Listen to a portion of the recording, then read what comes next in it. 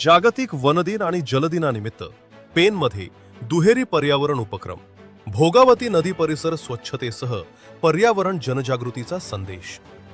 रायगडच्या पेनमध्ये जागतिक वनदिन आणि जागतिक जलदिनानिमित्त पेन शहराला लागून जाणाऱ्या भोगावती नदी परिसरात वृक्षारोपण व नदी घाट स्वच्छता असा दुहेरी उपक्रम उत्साहात पार पडला। सामाजिक वनीकरण विभाग, पेन वन विभाग, ॲम्बिशन ग्रुप महाडिकवाडी, साखरचौद गणेशोत्सव मंडळ गोळीबार मैदान आणि पेन प्रायव्हेट हायस्कूल यांच्या संयुक्त विद्यमाने हा उपक्रम राबवण्यात आला। सध्याच्या वाढत चाललेली लोकसंख्या, सिमेंट काँक्रीटचे वाढते जाळे, वाहनांची गर्दी आणि औद्योगिक प्रदूषणामुळे पर्यावरणावर गंभीर परिणाम होत असल्याची चिंता यावेळी व्यक्त करण्यात आली। जंगलतोड, डोंगरांचे होणारे उत्खनन आणि नद्यांमधील मानवी हस्तक्षेप यामुळे पर्यावरणीय संतुलन ढासळत आहे। पूर्वी स्वच्छ आणि बारमाही वाहणाऱ्या नद्या आज प्लास्टिक कचरा, सांडपाणी आणि रासायनिक द्रव्यांमुळे प्रदूषित होत असल्याचेही अधोरेखित करण्यात आले।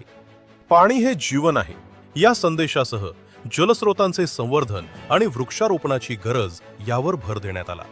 नागरिकांनी अधिकाधिक झाडे लावून त्यांचे संगोपन करणे तसेच नद्यांमधील प्रदूषण रोखणे ही सामूहिक जबाबदारी असल्याचे मत व्यक्त झाले।